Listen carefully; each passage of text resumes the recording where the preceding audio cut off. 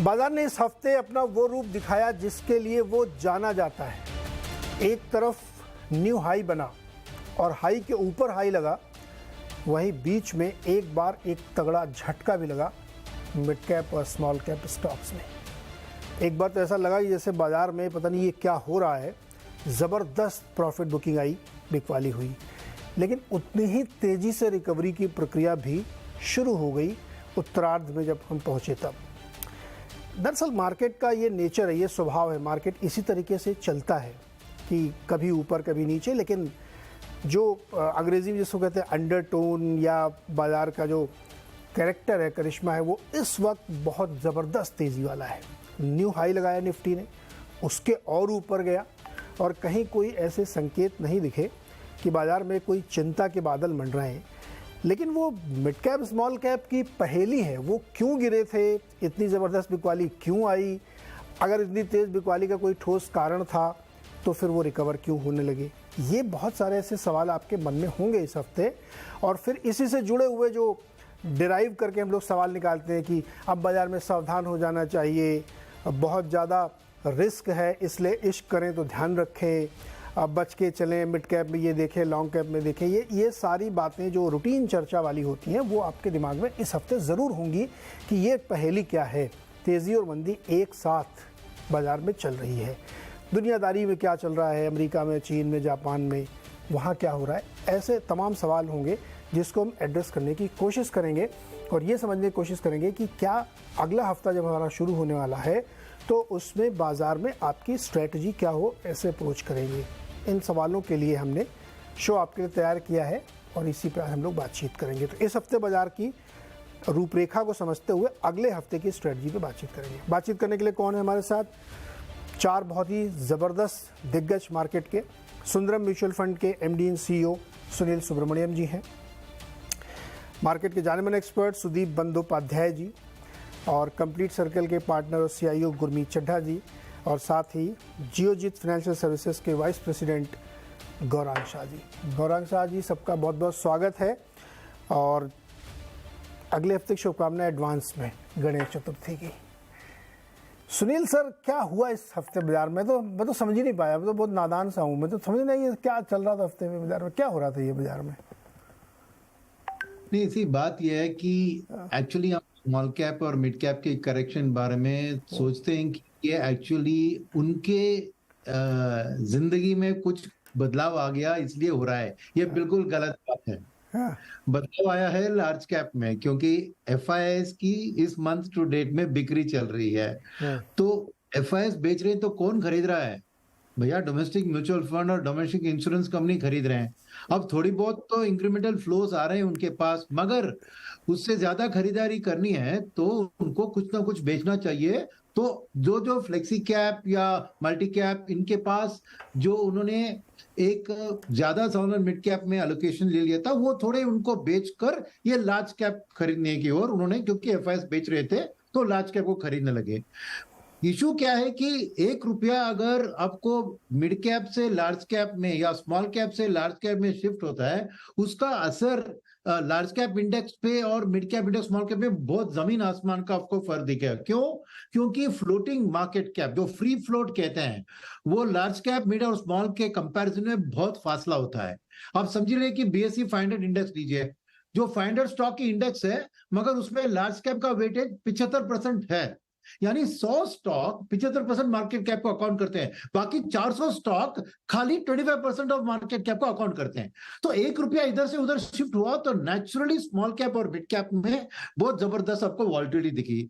तो ये मेरे लिए खाली एक रीएलोकेशन वाली बात हुई है इस हफ्ते जो हुआ था, उसके कारण आपको मिड और स्मॉल कैप में करेक्शन भयंकर आए, क्योंकि जब वो बेचते हैं ना, जहां पे बहुत तेजी हुई है वहीं बेचेंगे, क्योंकि प्रॉफिट तो बुक करना है, लॉस किसी को बुक करना नहीं है। जहां पे बहुत उनको लगता है कि उस स्टॉक की वैल्यूएशन थोड़ा ज्यादा बढ़ गई या उस सेक्टर में थोड़ी ज्यादा बढ़ गई है, उसी में वो पैर करेंगे और लार्ज कैप जो एफआईआईएस बेच रहे हैं उसको खरीदने की कोशिश करेंगे। ये सिंपल रिएलोकेशन की बात हुई है, कुछ और नहीं मेरे ख्याल में। इसलिए वापसी आपने इतनी तेजी से देखी वहां पर, क्योंकि फ्रेश इनफ्लोस म्यूचुअल फंड को एसआईपी के जरिए 16,000 करोड़ और पिछले 3-4 महीने में देखें तो वो फ्लोज ज्यादातर स्मॉल कैप और मिड कैप में एसआईपी के फ्लो बढ़े हैं। तो फंड मैनेजर के हाथ में और पैसा मिडिल स्मॉल कैप में लगाने के लिए कंटिन्यूसली आ रहा है। तो जो भी इन्होंने इस हफ्ते बेचा या कल बेचा, तो आज खरीदने की थोड़ा बहुत पैसा आया तो वापस जाके खरीदारी भी कर सकते हैं। तो ये रिलेटिव मार्केट कैप की फ्री फ्लोट की बात है, कुछ और मेरे लिए इसमें ज्यादा डरने की कोई जरूरत नहीं है। तो आप ये कह रहे हैं कि मार्केट का जो कंस्ट्रक्ट है उसमें कोई बदलाव नहीं हुआ है, एज इट इज है, अभी ऐसे ही चलता रहेगा ये। ओके सुदीप सर, आपके हिसाब से क्या हुआ मार्केट में? अरे एक थ्योरी यहाँ पे फ्लोट कर देता हूँ जिससे और थोड़ा आसान हो जाए आप लोगों के लिए। मार्केट में ये भी एक चर्चा थी जो सुनील सर गंभीरता सुनिएगा आप उसमें, ये मतलब मुझे नहीं पता सच्चाई है या क्या थी, कि जानबूझ के मिड कैप स्टॉक्स की बुराई की गई कि ये बहुत बढ़ गए हैं, ये 10 गुना क्यों हो गए हैं, इसमें ऐसा क्या है, और बहुत सारी वॉइसेस ने मिल के मिड कैप को गिरा दिया। इसलिए क्योंकि उनके वाले नहीं चल रहे थे, बड़े वाले, तो उनका एनएवी नीचे जा रहा था, वो थोड़ा सा फोमो की फीलिंग हो रही थी। ऐसी एक बहुत ज़बरदस्त मार्केट में चर्चाएं थी। तो हमारे दर्शक ये भी जानना चाहते थे, ये क्या ऐसा भी था क्या कि कुछ लोग कह रहे थे यार ये थोड़ा गिरे तो सही रहे, मतलब एक लेवल में आने के लिए ऐसा किया गया क्या? ये सुदीप सर देखिए, ऐसा कोई मुझे तो नहीं लगता है, ये सब मार्केट का ही चर्चा है। चर्चा थी ना, लेकिन विशफुल थिंकिंग है, बिल्कुल सही बात है। पर अगर आप 2 हफ्ता पीछे चले जाए तब ऐसा स्थिति था कि हम भी आपके चैनल पे, आपके सिस्टर चैनल पे कह रहे थे कि मिड कैप स्मॉल कैप के कंपैरिजन में कुछ लार्ज कैप पॉकेट्स में बाइंग अपॉर्चुनिटी बन रहा है, क्योंकि लार्ज कैप शेयर बहुत सारे क्षेत्र में, बहुत सारे अच्छे लार्ज कैप शेयर अच्छे प्राइसेस पे मिल रहा था, रिलेटिवली अच्छा प्राइस पे मिल रहा था, और वहां पे खरीदारी का मौका आ रहा था। और जैसे अभी सुनील साहब ने बताया, तो जैसे ही लार्ज कैप में खरीदार आना चालू हुआ, तो एलोकेशन स्मॉल मिड कैप से थोड़ा हटा और इधर आया। इसीलिए इतना इंडेक्स में, large cap small cap index में इतना अंतर देखने को मिला कि वो इंडेक्स नीचे जा रहा था और लार्ज कैप ऊपर जा रहा था, ओवरऑल इंडेक्स ऊपर जा रहा था, मिड कैप स्मॉल कैप नीचे जा रहा था। फंडामेंटली यही है। आप देखिए, मुझे नहीं लगता इसमें कोई इतना शंका की बात है। स्मॉल कैप मिड कैप अच्छा खासा रन अप हुआ था, उसके बाद थोड़ा बहुत करेक्शन हो रहा है, कुछ प्रॉफिट बुक कर रहे हैं कुछ लोग थोड़ा सतर्क हो रहे हैं। और ये बात भी बिल्कुल सही है जो मार्केट में सुनने को आ रहा था, कुछ एनालिस्ट बात कर रहे थे, हम लोग भी बात कर रहे थे कि कुछ क्षेत्र में मिड कैप स्मॉल कैप थोड़ा रिचली वैल्यूड लग रहा था, और वहां पे प्रोबेबली मैं सब मिड कैप के बारे में नहीं कह रहा हूं, बट कुछ स्मॉल मिड कैप में जो वैल्यूएशन में ट्रेड कर रहा था वो शायद उसका फुल वैल्यू के ऊपर ही चला गया था, तो थोड़ा बहुत correction par for the course था। तो इसमें इतनी बड़ी कोई शंका की बात नहीं है। अभी भी मिड कैप बोले, स्मॉल कैप या लार्ज कैप, हर जगह में आपको बॉटम अप स्टॉक पिकिंग का अपॉर्चुनिटी है। As if you are a long term investor, अभी भी बहुत सारे एरियाज में अपॉर्चुनिटी है, और सेक्टर रोटेशन, स्टॉक रोटेशन तो चलेगा। और जैसे सुनील साहब ने कहा कि एफआईआईज की तरफ से बिकवाली आ रही थी और डोमेस्टिक इंस्टीट्यूशन, डोमेस्टिक एचएनआईज खरीदारी कर रहे थे, तो उनके लिए उनको दिख रहा था कि लार्ज कैप में अच्छा अपॉर्चुनिटी मिल रहा है, अच्छा अपॉर्चुनिटी आ रहा है, और वहां पे खरीदारी आ रही थी। एक स्टॉक का मैं जिक्र करूंगा, लार्सन। ये हम करीबन 3-6 महीने से बता रहे थे कि in spite of running up अभी भी रिलेटिवली बहुत ही अट्रैक्टिव वैल्यूएशन में काम कर रहा है। वेस्ट एशिया की जो ऑर्डर्स जो आना चालू हो रहा है, वहां पे इस कंपनी का मार्जिन प्रोफाइल बिल्कुल चेंज हो जाएगा, और अभी भी हम लोग जहां पे देख रहे हैं इससे भी बहुत आगे जाएगा। तो ऐसे और भी स्टॉक्स हैं तो लार्ज कैप में जहां पे अच्छा अपॉर्चुनिटी दिख रहा था, तो इसीलिए मुझे लगता है कि ये सब हो रहा है, और मेरे ख्याल से ये मार्केट के हेल्थ के लिए स्ट्रक्चरली, फंडामेंटली ये सही है। ओके गुरमीत सर, आपको क्या लगा ये जो पूरा इस हफ्ते में हुआ? एक समय देखिए, मिड कैप में जब गिरावट आई 2-3 दिन के अंदर, 2 दिन के अंदर 12-13-1400 पॉइंट, 1500 पॉइंट गिरा दिया। 10-10, 12-12, 15-15% से ज़्यादा कोई स्टॉक नहीं गिरा होगा, और वो सब फिर वैसे ही चढ़ गए हैं, है ना? यही हुआ ना 2 दिन में। मेरा सवाल मूल ये है जो मेरे दर्शक जानना चाहते हैं, इसमें कोई वैल्यू जजमेंट नहीं हमारा है, लेकिन हमारे दर्शकों के बीच में सवाल होता है कि भैया हमारे सेक्टर को गिराने के लिए वॉइसेस निकालनी पड़ी, आप क्यों नहीं कह रहे कि बहुत महंगा है? अभी कौन सा आरवीएनएल नीचे आ गया क्या? वो अभी भी उतना ही पे है। रिपोर्ट्स तक निकाल दी गई कि अरे साहब आरएसआई इतना पहुंच गया, अब तो मिड कैप में पता नहीं क्या होने वाला है, और 2 दिन में सब ठंडा पड़ गया। गुरमीत सर, क्या हुआ था ये? धीरज जी, हम क्या है, हमारा थोड़ा ये वीकली एनालिसिस करने की जो आदत, उससे कई बार हम मायोपिक हो जाते हैं। देखिए, YTD मिड कैप इंडेक्स 28% चल रहा है, स्मॉल कैप इंडेक्स 30% चला है। तो हमने उसको उस पर सवाल नहीं किया। तो अगर एक दिन में 4-5% गिरा है तो उस पर भी नहीं करना चाहिए। नेचर है इस पर्टिकुलर पॉकेट का, ये नेचर है। रिटर्न और डाउनसाइड दोनों शार्प आता है। तो 2018 में लोग भूल गए हैं कि निफ्टी शायद फ्लैट था और स्मॉल कैप इंडेक्स 28-29% गिर गया था। सेबी का भी रिक्लासिफिकेशन आया था और थोड़ा एक ब्रॉडर सेल ऑफ आया था। तो ये नेचर ऑफ द बीस्ट है कि ये रिटर्न शार्पली देगा और उसमें डाउनसाइड भी ऐसा आएगा। दूसरा बड़ी पिक्चर ये है कि आपको वैल्यूएशन मेट्रिक पे देखना चाहिए कि ये कहना कि पूरा स्पेस, जैसे सुदीप जी और सुनील जी ने भी कहा कि पूरा स्पेस महंगा है, सही नहीं है। अगर आप देखिए निफ्टी 50 जो है वो 22 के trailing multiple, Nifty mid cap जो है वो 23 के ट्रेलिंग मल्टीपल पे है, और निफ्टी स्मॉल कैप जो है वो 24 के मल्टीपल पे। तो ऐसा कोई बहुत बड़ा मल्टीपल ये है कि लार्ज कैप 15 पी पे मिल रहा है और मिड कैप 25-30 के पी पे मिल रहा है। पॉकेट्स हैं दोनों में, लार्ज कैप में भी कुछ पॉकेट्स हैं जो बहुत महंगे हो। ऐसा बोलना कि सिर्फ मिड कैप स्मॉल कैप में स्टॉक्स महंगे हैं, तो दोनों तरफ दोनों किस्म के पॉकेट्स है। थोड़ा सा रोटेशन भी मार्केट में होगा। मुझे ऐसा लग रहा है कि बाजार में वापस से ये ओल्ड इकोनॉमी रिलेटेड जो प्लेस हैं उस पर वापस से रोटेशन आ रहा है, चाहे वो पावर है, चाहे वो यूटिलिटीज है, चाहे वो कैपिटल गुड्स है, चाहे वो ईपीसी प्लेस है, क्योंकि इंफ्रास्ट्रक्चर पे काम हो रहा है। एक मुझे जो एलएनटी ने कमेंट्री करी वो मेरे को बहुत मेरे दिमाग में रह गई है कि उनके जो ऑर्डर्स हैं उसमें 1/3 ऑर्डर प्राइवेट बिजनेस के। और ये चर्चा मैंने आपसे पहले भी करी थी कि मैं मानता हूं कि इंडिया एक कैपेक्स साइकिल में है। ये 2003 से 7 वाली जैसी साइकिल है और बीच में करेक्शंस आएंगे। करेक्शन नॉर्मल है, आने भी चाहिए, हेल्दी होता है, क्योंकि अगर नहीं आएंगे बीच में तो फिर बबल क्रिएट करेंगे।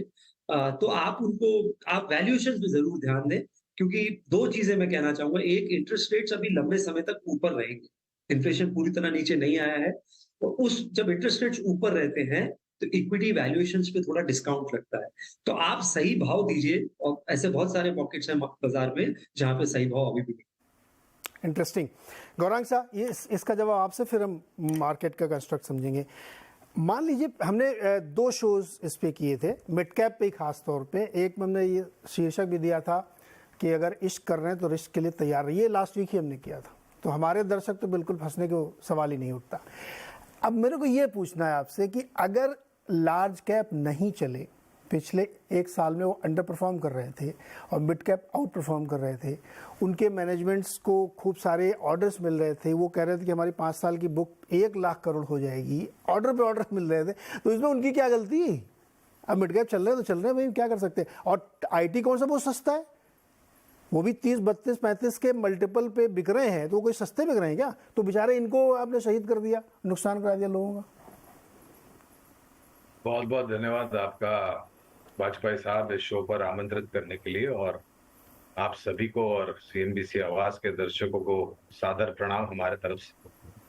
तो ये जो पूरा मसला है ना वाजपेयी, ये मूल्यांकन और क्या नतीजे आते हैं उस पर निर्भर करता है। ऑर्डर बुक आ रही है आपकी, इसमें कोई दो राय नहीं है, मगर उस ऑर्डर बुक को एग्जीक्यूट करने की क्षमता कितनी आपके हैं और आप कितना जल्दी उसको एग्जीक्यूट करते हैं, ताकि फिर आपकी आमदनी हो और शुद्ध मुनाफे में आपके आंकड़े जुड़ते जाएं और वो बेहतरीन हो। अब दिक्कत ये थी स्मॉल और मिड कैप के, छोटे और मझौले क्षेत्र के शेयर में और सूचकांक में, कि आखिर का जो 2-3 दिन था वाजपेयी जी, वहां पर सभी कुछ चल रहा था। अब मुझे आप बताइए कि वोडाफोन आइडिया को चलने का क्या तर्क था कि वो 8-10% ऊपर गया। और जब इस तरीके की परिस्थिति आती है, जब सब कुछ ही चलने लगता है और उसका कोई आधार नहीं होता, निराधार होता है, तो कहीं ना कहीं माहौल साफ सुथरा करने के लिए और जो कमजोर हाथ है उनको बाहर निकालने के लिए इस तरीके का करेक्शन आना लाजमी है और जरूरी भी है। और सिर्फ ये इस बार ही नहीं हुआ है, मेरे ख्याल से गुरमीत जी अभी बता रहे थे, इतिहास गवाह है इसका कि जब भी बाजार में गिरावट आई है तो जो सबसे पहले चोट पहुंची है वो है छोटे और मझौले शेयर्स को। दूसरी तरफ मूल्यांकन और आमदनी, इसमें बहुत बड़ा अंतर आ गया था। और ऐसा नहीं कि आप कोई भी छोटे मझौले शेयर में निवेश करके आप उम्मीद करें कि 15-20% आप कमा ले, ऐसा नहीं। और जब भी ये सोच आती है नीरज वाजपेयी जी, तब इस प्रकार का करेक्शन आता है। और मुझे लग रहा है कि हाँ, क्षेत्र के आधार पर आप निवेश करते हैं तो वो ज्यादा उचित रणनीति होगी छोटे मझोले शेयर की, जहां तक बात है। और मूल्यांकन को लेकर के हाँ, और एक चीज देखिए वाजपेयी जी, क्या स्तर था स्मॉल कैप और मिड कैप का, और किस मात्रा में, मैं परसेंटेज की बात कर रहा हूँ, किस मात्रा में करेक्शन आया। तो जब 40,000 का मिड कैप स्मॉल कैप हो जाता है, 1200-1500 पॉइंट करेक्शन आता है, तो कितना प्रतिशत होता है? बिल्कुल न के बराबर। तो मुझे नहीं लग रहा है कि ऐसे सब छोटे मोटे करेक्शन से आपको घबराना चाहिए, और शेयर बाजार में हिम्मत की कीमत होती है। इसमें कोई शक नहीं सर, हिम्मत की कीमत होती है। और एक रिपोर्ट में और पढ़ रहा था, तो उसमें ये बताया गया है कि अभी भी मिड कैप स्टॉक्स में उतना एक्सुबरेंस नहीं है जो 2008 के फॉल के समय था, जिसमें लोग एकदम घबरा गए थे। अभी ऐसा कुछ नहीं हुआ है। खैर, ये एक डिस्प्यूटेड स्टेटमेंट था और इसकी बहुत चर्चा थी। तुमने कहा इस पर आप विद्वानों की राय जान लेनी चाहिए कि ये जो किया गया है ना, किया गया है, अपने आप हुआ, जो भी हुआ हो आई डोंट नो, लेकिन 2 दिन के अंदर ही गेम फिर से पलटता हुआ देखने को मिला है। अब आते हैं अपने इस मार्केट के कंस्ट्रक्ट में कि इस समय जो हमारी तस्वीर मार्केट की बन रही है। सुनील सर, लार्ज कैप भी क्यों चलने चाहिए? आपकी बॉन्ड यील्ड यूएस की देखिए, अपने यहाँ इन्फ्लेशन देखिए, उनके यहाँ इन्फ्लेशन देखिए, क्रूड देखिए $95 पे, डॉलर इंडेक्स 105 पे, तो बाकी सबको भी तो डर लगना चाहिए वैल्यूएशन का। सुनील सर, क्या सब क्वेश्चन क्वेश्चन ये है कि यूएस में, जिनको हम बहुत फॉलो करते हैं, डॉलर इंडेक्स 105 पे, कच्चा तेल 95 पे, 2 साल से लेकर के 10 साल की बॉन्ड यील्ड 5-5.5% पे, बॉन्ड फंड पे डालिए तो वहाँ 5.5-6% का रिटर्न मिल रहा है। करेक्ट। ऐसे में क्या डरना चाहिए? इर्रिस्पेक्टिव हो लार्ज कैप है स्मॉल कैप है, डरना चाहिए क्या मार्केट में? नहीं, मैं ठीक से सवाल समझा नहीं, सॉरी। मैं कह रहा हूँ कि वो वाला छोड़ दीजिए, स्मॉल लार्ज की वाला बोला तो डिस्प्यूट हो गया, वो मतलब सॉल्व हो गया। इस वक्त जो मार्केट है हमारा, क्या उसमें ये डर, ये भय होना चाहिए? क्योंकि बाकी सारे जो इंडिकेटर्स हैं वो बहुत हाई पे दिख रहे हैं। खुद पता नहीं फेड क्या करेगा। अगर एक हाई उसने और ले ली 25 बेसिस पॉइंट की, तो हमारे सामने और समस्या खड़ी हो जाएगी। करेक्ट। नहीं, देखिए, as far as FII flows to India are concern, आप देखेंगे 3-4 चीज आपको मन में रखने की जरूरत है। एक है क्रूड तेल की आउटलुक, यानी आज की स्पॉट की नहीं, फॉरवर्ड की। तो क्रूड तेल मेरे लिए अगर 100 से पार दिख रही है सामने, आइदर सप्लाई कंस्ट्रेंट के कारण या विंटर की हीटिंग के डिमांड के कारण, तो शॉर्ट टर्म हेज फंड्स शायद पैसा निकालने की सोचेंगे इंडिया जैसे एक हेवी क्रूड इंपोर्टर की मार्केट में। वो एक बात याद रखनी चाहिए। सेकंड, दिसंबर के महीने पहुंचते ही आपको हेज फंड्स प्रॉफिट बुकिंग की टाइम होती है, और उनको अगर देखें इंडिया में सभी इमर्जिंग मार्केट का इंडेक्स नेगेटिव में, खाली इंडिया का पॉजिटिव है। चाइना, हांगकांग सब नेगेटिव में है। तो प्रॉफिट कहां पे बुक करेंगे? वो इंडिया में ही बुक हो सकता है। उनके बोनस पे आउट्स के लिए उनको कैश में प्रॉफिट बुक करने की जरूरत होती है, तो एक वो दबाव आ सकता है। तीसरी बात यह है कि आप इंटरेस्ट रेट की आपने बात किया, तो नेचुरली इंटरेस्ट रेट हाइक, हर दिन जो डेटा आता है वो हमें कंफ्यूज कर देता है कि क्या ग्रोथ होने वाली है, ग्रोथ नहीं है, इन्फ्लेशन गिर रही है, नहीं गिर रही है। हर एक डेटा पॉइंट आपको एक कंफ्यूज सिग्नल दिख रहा है। मगर अगर उसमें क्लैरिटी आए कि फेड का और 1 या 2 रेट हाइक जरूरी आएगी, तो उसके साथ डॉलर का भी स्ट्रेंथनिंग आपको आ जाएगा। तो वो हेज फंड जो बोरो करती है उधर ना, कैरी ट्रेड की बात जो करते हैं, तो उधर जो बोरो करते हैं उनकी जो कॉस्ट महंगी होती है, तो नेचुरली वो रोल बैक करते हैं सर्टेन ऑफ देयर इन्वेस्टमेंट्स। और फोर्थ चीज को याद रखनी चाहिए, दो इंडिया इमर्जिंग मार्केट के अंडर बेस्ट परफॉर्मिंग है, हमारा इमर्जिंग मार्केट इंडेक्स में 15% का शेयर है, डबल शेयर चाइना का है। तो ओवरऑल इमर्जिंग मार्केट की रिटर्न चाइना, जो कि वो मार्केट अंडर परफॉर्म कर रही है, वो सबको गिराती है। तो ओवरऑल एक सेंटिमेंट जो होता है, पैसिव मनी जो आती है ईटीएफ में, अगर इमर्जिंग मार्केट ईटीएफ में उन्होंने नेगेटिव रिटर्न्स देखे, तो उनकी भी दिलचस्पी इमर्जिंग मार्केट में एलोकेट करने के लिए कम होगी, और उसी से हमें शेयर मिलता है। कोई डेडिकेटेड इंडिया फंड हो तो उसमें शायद पैसा आ सकता है, मगर ओवरऑल इमर्जिंग मार्केट में अगर उधर हालत ऐसी है तो ओवरऑल फ्लोज कम हुए तो इंडिया में भी कम होंगे। तो अगले 3 महीने के लिए मैं समझूंगा कि इंटरनेशनल फ्लोज का ये सब रिस्क फैक्टर्स है, इसलिए लार्ज कैप के ऊपर शायद कुछ सेलिंग देख सकते हैं और म्यूचुअल फंड्स वहां पे खरीदने की भी डेफिनेटली, जैसे सुविदीप ने जो कहा कि बहुत से ऐसे स्टॉक्स और सेक्टर्स है जहां पे वैल्यूएशन लार्ज कैप में अभी थोड़े अट्रैक्टिव दिख रहे हैं। तो एक फंड फ्लो जो हुआ था पिछले दिस हफ्ते की स्मॉल एंड मिड कैप से लार्ज कैप, वो वापस रिपीट हो सकती है इस क्वार्टर में, मेरे ख्याल में कई दिनों में, जहां पे ये आउटलुक ऐसे दिखती है। तो डेफिनेटली लार्ज कैप में मैं ज्यादा रिटर्न्स की उम्मीद अभी नहीं रखूंगा, क्योंकि बाइंग एंड सेलिंग मैच करेगी दोनों को। और स्मॉल एंड मिड कैप में क्या है कि मैंने कहा कि मिड कैप और स्मॉल कैप एक्सपोजर को कम करा के ही वो लार्ज कैप खरीदेंगे, मगर ग्राउंड फ्लोज जो है इंडस्ट्री के वो ज्यादातर मिड एंड स्मॉल कैप में आ रहे हैं। तो वो मिड एंड स्मॉल कैप को एक कुशन देंगे, ज्यादा गिरावट ना होने, एक दिन गिरेगी अगले दिन वापस बाउंस बैक भी हो जाएगी। तो मार्केट ऐसी एक ओवरऑल एक वॉलेटाइल सिचुएशन में देख रहा हूं अगले 3-4 महीने के लिए। गुरमीत सर, क्या बिग पिक्चर आपको भी लग रही है कि थोड़ी सी अगले 2-3 महीने बड़ी डाइसी रहने वाली है? सॉरी, गुरमीत जी से पूछा मैंने। गुरमीत जी, बिग पिक्चर आपको भी अगले 2-3 महीने के लिए डाइसी लग रही है क्या? आई थिंक गुरमीत को आवाज नहीं आ रही क्या? गुरमीत जी, आवाज आ रही है आपको? सर आप आवाज नहीं आ रही है मुझे, सॉरी, मेरे लिए था। अच्छा, एक मिनट। सुदीप सर, आपको आवाज आ रही है? पहुंच रही है, बट थोड़ा गैप है, सवाल थोड़ा जंबल्ड आ रहा है, जंबल्ड आ रहा है। जंबल आ रहा है। अच्छा, अभी सुनाई दे रहा हूं। तो मेरा सवाल ये था सुदीप सर कि क्या नेक्स्ट 2-3 मंथ्स के लिए मार्केट की जो बिग पिक्चर है वो थोड़ा सा दिक्कत वाली लग रही है? मुझसे पूछ रहे हैं। दिक्कत वाली तो नहीं लग रही है, पर थोड़ा सतर्क रहना जरूरी है, मुझे लग रहा है। जैसे सुनील जी बता रहे थे, गुरमीत जी ने भी इंडिकेट किया कि जब यूएस में इंटरेस्ट रेट बढ़ने का संभावना है, शायद इस बार ना बढ़े, अगली बार बढ़ेगा, जैसे आपने डॉलर इंडेक्स की बात की है, और कच्चे तेल के दाम बढ़ रहे हैं, इस माहौल में थोड़ा सतर्क रहना जरूरी होगा, क्योंकि एफआईआईज का फ्लो अगर उल्टा हो जाए एंड कंटिन्यूअसली उल्टा रहे तो शायद इंडियन मार्केट्स के लिए थोड़ा दिक्कत आ सकता है। तो थोड़ा सतर्क रहना, फंडामेंटली स्ट्रॉन्ग स्टॉक्स में इन्वेस्टेड रहना जरूरी होगा, ये मैं मानता हूं। दूसरी बात यहाँ पे ध्यान में रखना पड़ेगा, चाइना में बहुत उथल पुथल हो रहा है। चाइनीज इकोनॉमी एक स्थिति से गुजर रहा है जिसमें चाइनीज गवर्नमेंट बहुत कोशिश कर रहा है इकोनॉमी को बढ़ावा देने के लिए, इकोनॉमी में ग्रोथ वापस लाने के लिए, पर वो शायद हो नहीं पा रहा है। और क्योंकि उनके एलिवेटेड डेट लेवल्स ऑलरेडी है, तो शायद वो लोग, चाइनीज गवर्नमेंट खुल के इंक्रीमेंटल स्पेंडिंग भी नहीं कर रहे, डिफरेंट मेजर्स ले रहे हैं, पर एक अब कह सकते हैं कि पीसमील वे में मेजर्स ले रहे हैं and trying to keep the economy moving.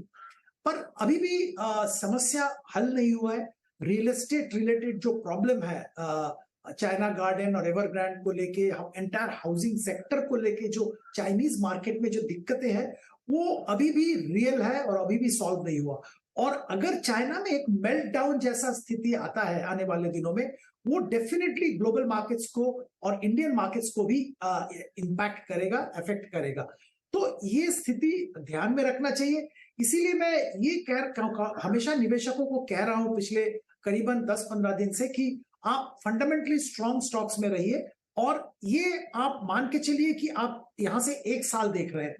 अगर 2-3 महीना थोड़ा उथल पुथल होता है, मार्केट बहुत ज्यादा कुछ गिरावट आ जाता है, तो शायद वो एक अच्छा खरीदारी की अपॉर्चुनिटी भी बन सकती है, क्योंकि medium to long term Indian markets, Indian economy बहुत स्ट्रांग है, कोई दिक्कत नहीं है अगर आपने अच्छा स्टॉक चुना है।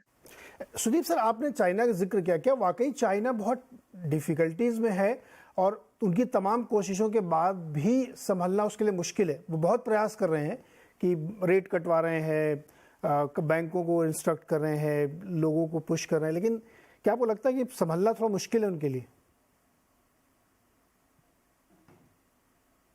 जी, चैलेंज तो जरूर है, बहुत बड़ा चैलेंज है। और देखिए, पहले चाइना क्या कर रहे थे, चाइनीज गवर्नमेंट स्पेंडिंग जो सरकार के तरफ से मैन्युफैक्चरिंग को, एक्सपोर्ट को सपोर्ट कर रहे थे बहुत अच्छी तरह से बाय फंडिंग देम। तो ये एक आसान तरीका है इकोनॉमी को स्टिमुलेट करने का कि अगर सरकार की तरफ से बहुत बड़ा इंसेंटिव, बहुत बड़ा स्पेंडिंग हो रहा है तो वो इकोनॉमी इमीडिएटली स्टिमुलेट हो जाता है। पर अगर आपको कंजम्पशन इकोनॉमी में बढ़ाना है, उसके लिए कंज्यूमर कॉन्फिडेंस होना बहुत जरूरी है, और जो कि चाइना में आज मिसिंग है। और ये ध्यान में रखना पड़ेगा कि ये बहुत जल्दी नहीं होता है, ये टैप जैसा नहीं है कि सरकार ने डिसाइड किया करीब इतना अमाउंट स्पेंड करेगा, इमीडिएट इकोनॉमिक एक्टिविटी चालू हो गया, क्योंकि वो आसान होता है। पर कंज्यूमर को स्पेंड करने में इंसेंटिव देना, स्पेंड करने के लिए मजबूर करना, वो थोड़ा टाइम कंज्यूमिंग होता है, क्योंकि कंज्यूमर कॉन्फिडेंस बढ़ाना बहुत जरूरी होता है और इट्स ए प्रोसेस। अब मुझे लगता है कि चाइना वो प्रोसेस से जा रहा है, पर वो प्रोसेस में बहुत टाइम लगेगा, और चाइना के पास इतना अभी कैपेसिटी या डेट लेने का कैपेसिटी नहीं है जिससे कि वो तुरंत कोई बहुत बड़ा एक्सपोर्ट इंसेंटिव या मैन्युफैक्चरिंग इंसेंटिव या इंफ्रास्ट्रक्चर इंसेंटिव दे पाए। गौरांग सर, इसी सवाल को मैं आपसे भी समझना चाहता हूं कि इंडियन मार्केट को हम लोग जब देखते हैं तो करेंसी हमारी चाहे जितनी वीक हो जाए, यूएस में कुछ भी हो जाए, क्रूड कहीं पे भी चला जाए, इवन छोटे छोटे आईपीओ जो आ रहे हैं 500-500 600 करोड़ वाले, वो 100 गुना सब्सक्राइब हो रहे हैं। ये जो एक्सूबरेंस है, ये जो इनर स्ट्रेंथ कह लीजिए आप बहुत पॉलिश वर्ड में, ये क्यों है? ऐसी क्या चीज़ है इंडिया में जो हमको किसी चीज़ से कोई फर्क नहीं पड़ रहा है?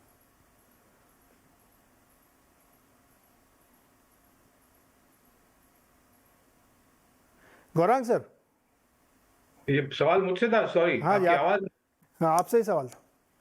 आपकी आवाज नहीं आ नहीं रही थी मुझे। सवाल सुना आपने? मैं दोबारा बताऊं। नीरज, आपकी आवाज नहीं आ रही मुझे। गुरमीत सर, आपको सुनाई पड़ा तो आप बताएं सर।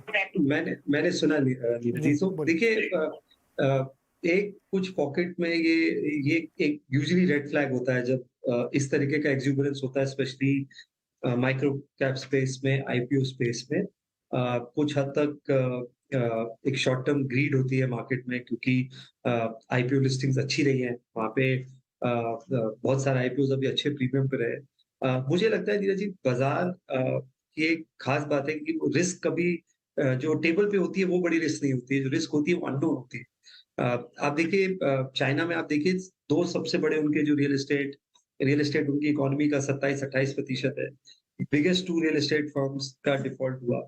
उनका जो शैडो बैंकिंग क्राइसिस है वो रियल है। अभी एक बहुत बड़े शैडो बैंक ने मंथली कूपन पेमेंट मिस किया है। ये हमारे जैसा हमारे पास आईएलएफएस के बाद हुआ था वैसा है। इस चीज से बाहर आने में समय लगेगा। अब इसका ये किस हद तक कंट्रोल हो पाएगा वो कहना मुश्किल है। अभी तक कंट्रोल हो रहा है। यूएस में अगर आप देखेंगे, डेट सर्विसिंग में इश्यू होना शुरू हो गया है। कॉर्पोरेट को भी प्रॉब्लम हो रही है डेट सर्विसिंग में, और इंडिविजुअल्स भी आप देखिए, जो एक डेटा आया था कि जो सेविंग्स थी कोविड के पीरियड में वो लगभग एग्जॉस्ट हो चुकी है, और अब क्रेडिट कार्ड से आप स्पेंडिंग कर रहे हैं इन्फ्लेशन से कैचअप करने के लिए। तो जब इंटरेस्ट रेट बहुत लंबे समय तक रहते हैं और हाई रहते हैं, और ये हाई रेट देखे नहीं है हमने पिछले 10-15 साल में, तो ये कहाँ क्रेडिट इवेंट बन के आएगा ये अभी पता नहीं है। तो ये एक बाजार का मुझे लगता है रिस्क है, इसलिए थोड़ा सा केयरफुल होने की जरूरत है। और ये 30-40% रिटर्न नॉर्मल नहीं है, ये बार बार हर साल नहीं आए। जिस साल आ जाते हैं उसके अगले साल यूजली सबड्यूड हो जाता है। तो थोड़ा सा आप, जैसे हम अंडर परफॉर्मेंस को क्वेश्चन करते हैं, थोड़ा सा हमें आउट परफॉर्मेंस को भी क्वेश्चन करना चाहिए। हम अनफॉर्चुनेटली आउट परफॉर्मेंस को बिल्कुल क्वेश्चन नहीं करते हैं। थोड़ा सा अगर हम एक एट्रीब्यूशन करेंगे पोर्टफोलियो में कि रिटर्न किस वजह से आ रहा है, और अभी आप देखिए ये जो 5% का फॉल आया था एक दिन में, बहुत लोगों को अपना रिस्क एपिटाइट उस दिन समझ में आया होगा। वो अपने आप को कहते लॉन्ग टर्म इन्वेस्टर है, बट जब एक दिन में 5% जाता है और ब्रॉडर मार्केट देखिए फ्लैट था, तो आपको पता लगता है आप कितने लॉन्ग टर्म है। तो थोड़ा सा बैलेंसिंग की जरूरत है। मैं एक्सट्रीम स्टेप लेने को नहीं बोलूंगा निवेशकों की आप पूरी एग्जिट कर दीजिए, पूरी तरह लार्ज कैप में आ जाइए। आई थिंक वो एक्सट्रीम फॉल नहीं लेना चाहिए कभी भी, क्योंकि वैल्यूएशन जैसे मैंने बोला बहुत ज्यादा फर्क नहीं है लार्ज मिड और स्मॉल कैप में इंडेक्स लेवल पे, बट थोड़ी सी रीबैलेंसिंग करने की आवश्यकता है। थोड़ा सा रिटर्न एक्सपेक्टेशंस को मॉडरेट करिए, और शायद इंक्रीमेंटल एलोकेशन जो आप कर रहे हैं वो थोड़ा सा आप मे बी लार्ज कैप की तरफ थोड़ा ज्यादा कर सकते हैं, या जहाँ पे मार्केट वैल्यूएशंस थोड़े रीजनेबल हो। बहुत सारे पॉकेट्स हैं अभी भी जो 14, 15, 16 के अर्निंग मल्टीपल पे मिल रहे हैं। बहुत सारी पावर कंपनीज हैं, बहुत कुछ बैंक्स हैं जो अभी भी 1 बुक वैल्यू पे हैं। बहुत सारे पॉकेट्स हैं, तो थोड़ा सा रीबैलेंसिंग की जरूरत। जी गौरंग सर, आवाज आ रही है ना आपको? जी हाँ, आ रही है। मैंने बताइए। तो मैं ये कह रहा था कि irrespective of market cap, Indian market में जो रेजिलियंस है, जो तेजी है, 20,000 के बाद अब 21,000 की तैयारी चल रही है, मुझे लगता है कि इसी सीरीज में हो सकता है हो ही जाए, जिस तरह से माहौल बना हुआ है ना कि 100 200 पॉइंट रोज चलता है मार्केट। इस तेज़ी की मूल वजह क्या है? एक तो बड़ा कन्वेंशनल हम लोग कहते हैं कि इंडियन मार्केट में बहुत पैसा आ रहा है। क्या हमारे देखने के नज़रिए में कोई बदलाव हुआ है? उदाहरण के लिए मैंने बताया था कि छोटा सा भी आईपीओ आता है ना तो उसमें 100 गुना सब्सक्रिप्शन होता है। अब असबा में तो पैसा फंसा ना मेरा, अगर मैं तो ये मान के चलता हूँ कि मेरे को आईपीओ मिलेगा, तो अगर 500 की जगह 50,000 करोड़ का पैसा लोगों ने असबा में डाला है तो उसका मतलब पैसा है। तो ये क्या है, ये किस तरीके से हम अपने मार्केट को इस समय ताकत में देख रहे हैं कि कुछ भी हो जाए दुनिया में, कोई महंगाई है, कोई करेंसी गिरे, डॉलर गिरे, क्रूड गिरे, मुझे कुछ फर्क नहीं पड़ता, चाइना में कुछ भी हो जाए मुझे कोई फर्क नहीं पड़ता। मैं इस ताकत के रीजन को समझना चाहता हूं इंडियन मार्केट की।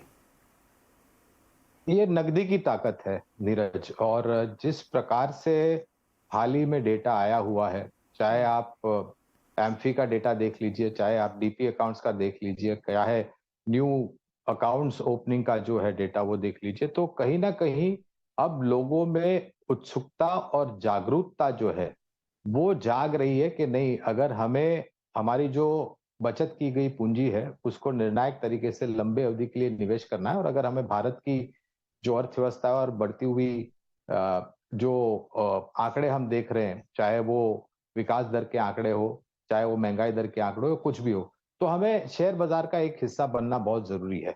और ये चीज मैं जमीनी स्तर पे मैं काफी लोगों से मिलता हूँ, लोगों को जागरूक करने के लिए, निवेशकों को जागरूक करने के लिए हम अभियान चलाते हैं।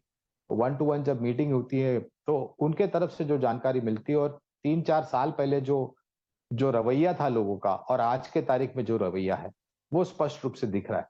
और ये देखिए आप कि अगर विदेशी संस्थागत निवेशक पिछले कुछ महीनों में बेच रहे थे, मेरे ख्याल से 15-16 हजार में बेच रहे थे, फिर आकर के खरीदारी की, तो ये सब होने के बावजूद आज हम 21,000 के बिल्कुल करीब खड़े हुए। और मुझे लग रहा है कि शायद आने वाले समय में ये जो गति है लोगों के जुड़ने की, ये तीव्र गति पड़ेगी, और इसके लिए जो हमारे स्थानीय संस्थागत निवेशक है उनके पास वित्तीय ताकत आ जाएगी। पहले बहुत कमजोर थे स्थानीय संस्थागत निवेशक, अब धीरे धीरे करके जैसे लोग हिस्सा ले रहे हैं वहां पर लिक्विडिटी आ रही है। तो पहले क्या होता था नीरज जी के एफआईस बिकवाली की है, ये सुनते ही लोगों में घबराहट हो जाती थी, लेकिन आज बहुत बड़ा परिवर्तन हुआ है। दूसरी तरफ एक बात जो मैंने पहले भी बताई वो फिर से बताना चाहूंगा कि आप ये देखिए कि आप कौन से क्षेत्र में कौन सी कंपनी में निवेश करते हैं और उस कंपनी का भविष्य क्या है, मैनेजमेंट क्या है, वगैरह वगैरह, और ये सब सोच समझ करके आप निवेश कीजिए। कोई भी शेयर में निवेश करके आप ये उम्मीद रखें कि आपका मुनाफा होगा 15-20%, 25% का सालाना अगर आप लंबी है, तो ये मुमकिन नहीं है।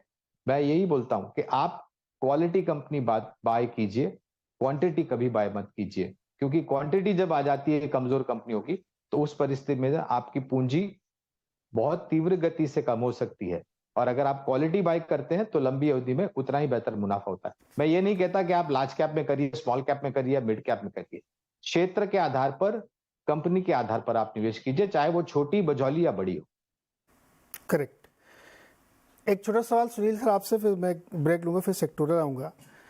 जो बड़ी तेजी के कुछ कारण रिपोर्ट्स में पड़ा, तो भाई ऐसे ही दर्शकों के लिए जिक्र कर देता हूं कि एक तो ये कि बैलेंस शीट बड़ी स्ट्रांग है इस समय मार्केट में कंपनीज की, और कॉरपोरेट के लोन्स अभी भी काफ़ी कम है और प्लेज वेज भी नहीं है, तो काफ़ी कंट्रोल्ड रिस्क है, और प्रमोटर्स के पास ये ऑप्शन है कि वो जाएं आगे। सेम चीज़ रिटेल की भी बैलेंस शीट बहुत ही स्ट्रांग, हम लोग ट्रिपल बैलेंस शीट की बात भी करते हैं, सरकार की, बैंकों की, कंपनियों की, और उसमें आदमियों को भी जोड़ लीजिए आप। तीसरा, जब एफपीआई फ्लो भी उतना स्ट्रांग नहीं तब ये हालत है, जब वो और मजबूत आएगा तो क्या होगा।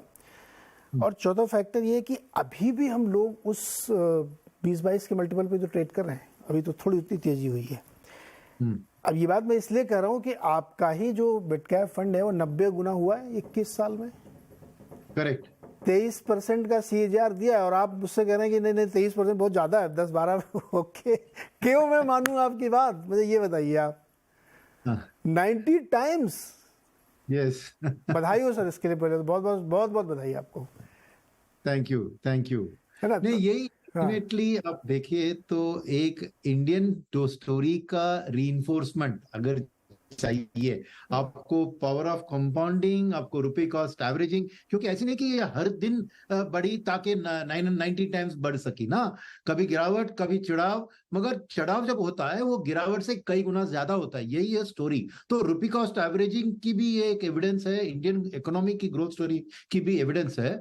तो जो आप अभी सवाल पूछ रहे थे कि अब इसकी जो मेजर ग्रोथ हुई है वो इंडियन इकोनॉमी की ग्रोथ के फेज में हुई है, यानी 2003 से 8 और 2014 से 17, ये खाली ये 5 और ये 3 8 साल में इसने 20 साल का वो रिटर्न डिलीवर किया। आप देखते हैं तो उन सालों में उन्होंने 100% प्लस भी एक साल में रिटर्न दिया है। तो अब जो माहौल है, आप बता रहे थे कि ओवरऑल सिचुएशन, यानी इंडिया के कॉर्पोरेट डेट टू जीडीपी आज 48% के करीब है, 60 से गिर के।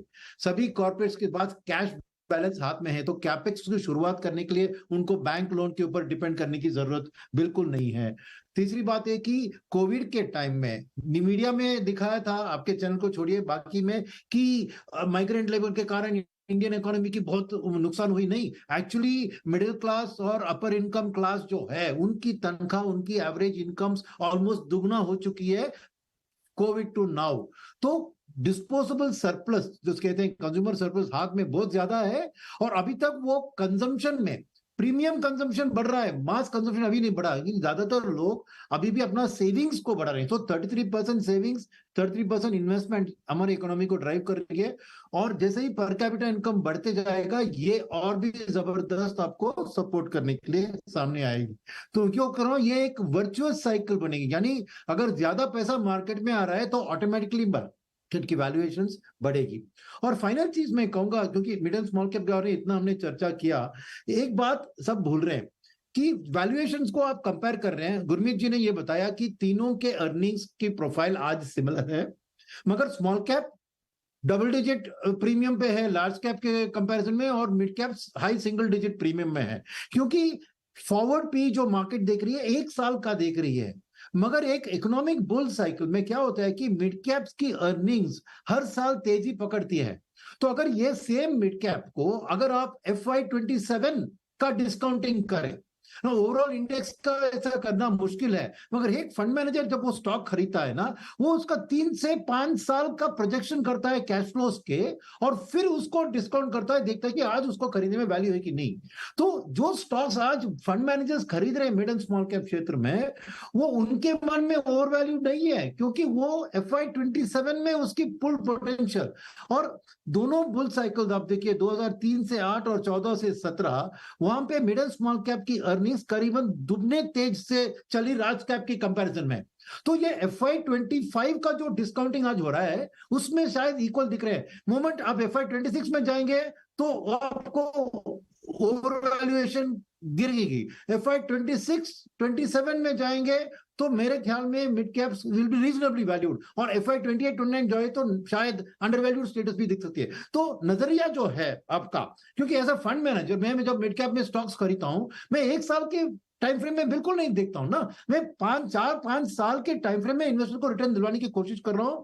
तो आज मुझे उस FY27 की वैल्यूएशन में आज मुझे जो सस्ते या रीजनेबली वैल्यू दिख रही है उसी को मैं खरीद रहा हूं। बात बनती है कि क्या कॉन्फिडेंस है मुझ में कि वो स्टॉक उस अर्निंग्स ग्रोथ को करेगी। वहीं पे रिसर्च का काम आता है और डाइवर्सिफिकेशन आता है, क्योंकि सभी बेट्स एक ही सेक्टर एक स्टॉक में बिल्कुल नहीं करना चाहिए, इसलिए हम डाइवर्सिफाई करते हैं। तो बेसिक कारण ये 10 से 90 टाइम 900 की जो है, इसकी यही स्टोरी है कि कंसिस्टेंटली इस फंड ने 3 से 5 साल की टाइम फ्रेम में ही स्टॉक्स को खरीदा है, जहां पे उनको उस अर्निंग्स में डिस्काउंट दिखा। आज भी हालत वही है, क्योंकि आज इकोनॉमिक की फेस मैं कहूंगा 2004 यानी 2002-3 के बाद 4 की जो स्थिति है, इस बुल मार्केट का भी वही स्थिति है। तो अगले 5 साल में आप वही जो 3000 से 21000 गया था सेंसेक्स, मत भूलिए, वैसी ग्रोथ आप इस अगले 5 साल के टाइम पे भी देख पाएंगे। देखा ना, फाइनली मैंने कन्विंस कर लिया ना। यही तो चाहता था। अभी देखो अब फंड मैनेजर की तरह देखो मैंने यही तो मैं चाह रहा था सुनना। आप फंड मैनेजर की तरह बोल रहे हैं सुनील सर की, देखो दैट्स ट्रू, ये एक्चुअली है, सच्चाई यही है। मैं कई फंड मैनेजर से एक शो में करता हूँ जो सिर्फ फंड मैनेजर के साथ है, उसमें कई स्मॉल मिड कैप वाले कह रहे मेरे पास इतना पैसा आ रहा, मुझे आइडिया नहीं समझ में आ रहा कहाँ खरीदूं मैं। पैसा है, आइडिया नहीं है दोस्त। इसलिए मैं कह रहा था कि ये जो एक्सुबरेंस है मिड कैप स्मॉल कैप की, उससे लार्ज कैप वालों को जलना नहीं चाहिए। ईर्ष्या मत करिए सर, आपके यहाँ भी पैसा आएगा, चिंता मत करिए। छोटा सा एक ब्रेक के बाद दोस्त सेक्टर्स पे बात करेंगे छोटी छोटी। आवाज अड्डा में और जबरदस्त चर्चा चल रही थी, अभी बहुत सारी, आपको मजा आया होगा, लेकिन एक सेक्टर जिसमें बात करना चाहता हूँ मैं, एक उसकी प्रीमाइस सेट कर देता हूँ, उसके बाद अपने मेहमानों से उस पर कमेंट लूंगा। मैं पावर सेक्टर की मैं बात कर रहा हूँ, उसमें पावर जनरेशन कंपनीज भी, डिस्ट्रीब्यूशन कंपनीज भी, इक्विपमेंट कंपनी सारी शामिल है इसमें। मैं ये इसलिए डिस्कशन करना चाह रहा था कि आपने देखा होगा जून से लेकर के सितंबर तक पीक डिमांड खत्म नहीं हो रही है, कंजम्पशन लगातार बढ़ रहा है, और अभी भी हम जिस तरह से गांव-गांव बिजली पहुंची है उसका कंजम्पशन कंटिन्यूसली बढ़ रहा है। तो बहुत सारी पावर कंपनीज में जो एक्सुबरेंस लोग देख रहे होंगे कि अरे यार ये क्यों चल रही है, इसको ऐसा क्या हो गया। दरअसल पावर सेक्टर में बहुत कुछ हो रहा है, रिन्यूएबल में बहुत कुछ हो रहा है, थर्मल में बहुत कुछ हो रहा है। सरकार तो यहाँ तक ओवरबोर्ड जा रही है कि आप इंपोर्ट करके लाओ बिजली बनाओ, क्योंकि कंजम्पशन बहुत तेजी से बढ़ रहा है। इस सेक्टर में बहुत सारे स्टॉक हैं, दिग्गज भी हैं, छोटे बड़े भी हैं, सब में एक रैली है। आपका ओवरव्यू क्या है? गुरमीत सर आपसे शुरू करते हैं, क्या लगता है पावर सेक्टर में आपको? नीरज जी, हम बहुत कंस्ट्रक्टिव है। इनफैक्ट पूरे ओल्ड इकोनॉमी स्टॉक्स को लेके बहुत कंस्ट्रक्टिव है। आपने देखा सितंबर पहले हफ्ते में जो डेटा आया, करीबन 200 आई थिंक 41 गीगावाट का कंजम्पशन हुआ, जो कि 23% ज्यादा है।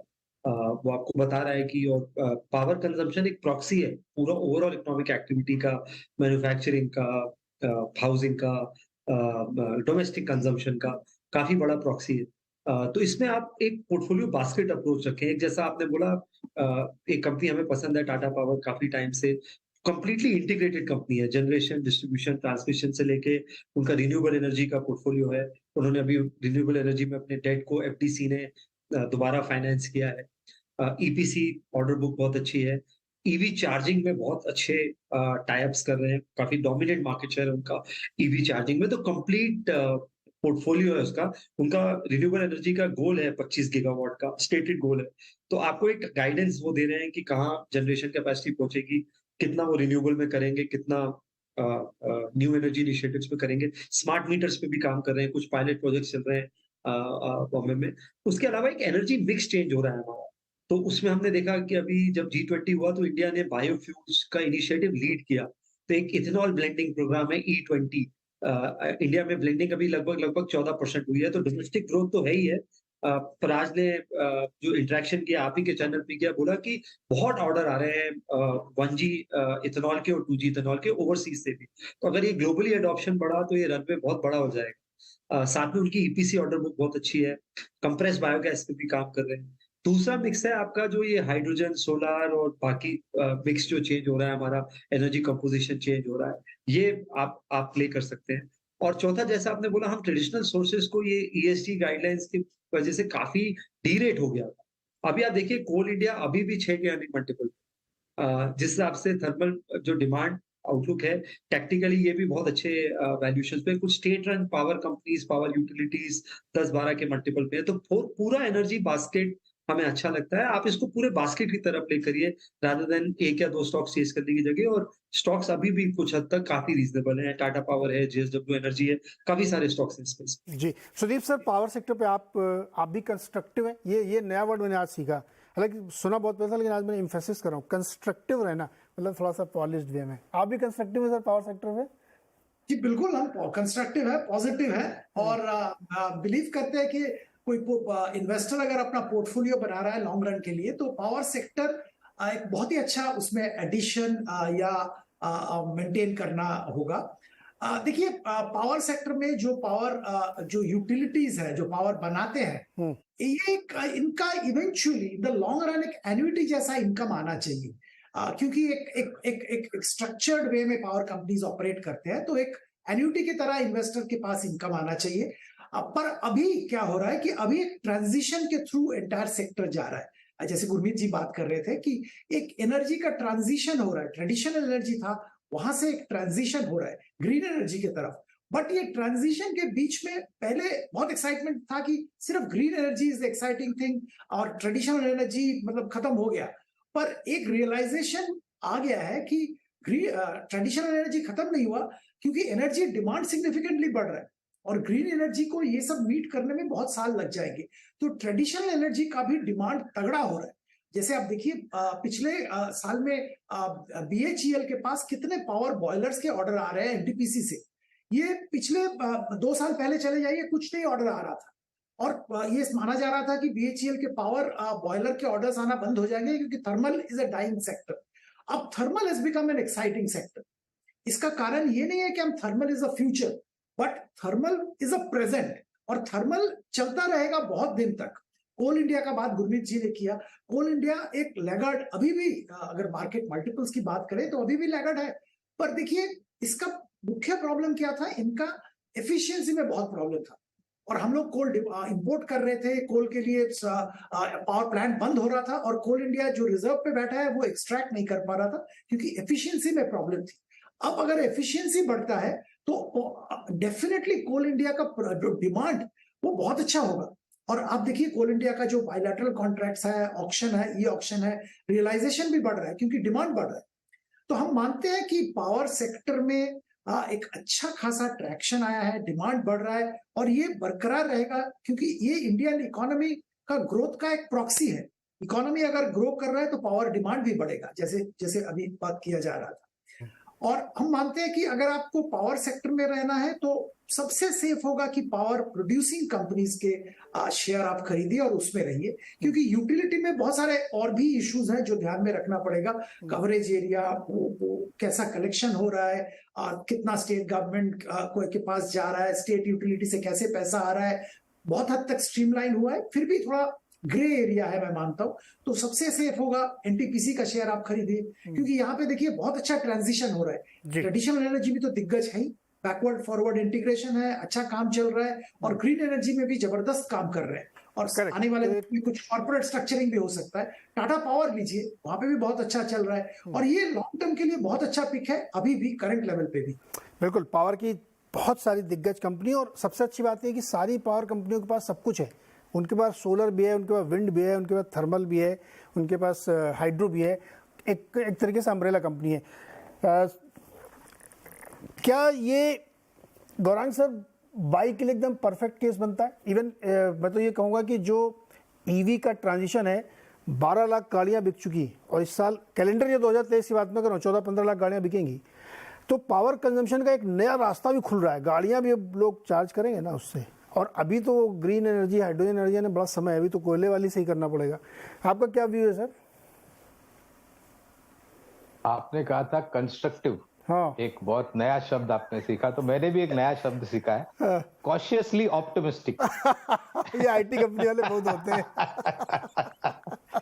तो ये जो आई मीन मेरे लिए आइदर यू आर पेसिमिस्ट और optimist, I mean you can't be sitting on the fence. Okay, तो बात करते हैं अब ऊर्जा क्षेत्र की। तो मेरा मानना ये है नीरज जी के ऊर्जा उत्पादन, ऊर्जा वितरीकरण, ऊर्जा उपकरण बनाने वाली कंपनियां, इन सभी पर आपका ध्यान होना चाहिए और हमारी कवरेज काफी सारी है इन सब कंपनियों पर, क्योंकि आप अगर एक जगह पर ऊर्जा उत्पादन करते हैं तो उसको उपभोक्ताओं तक पहुंचाने के लिए वितरीकरण या फिर ट्रांसमिशन लाइंस की जरूरत पड़ती है।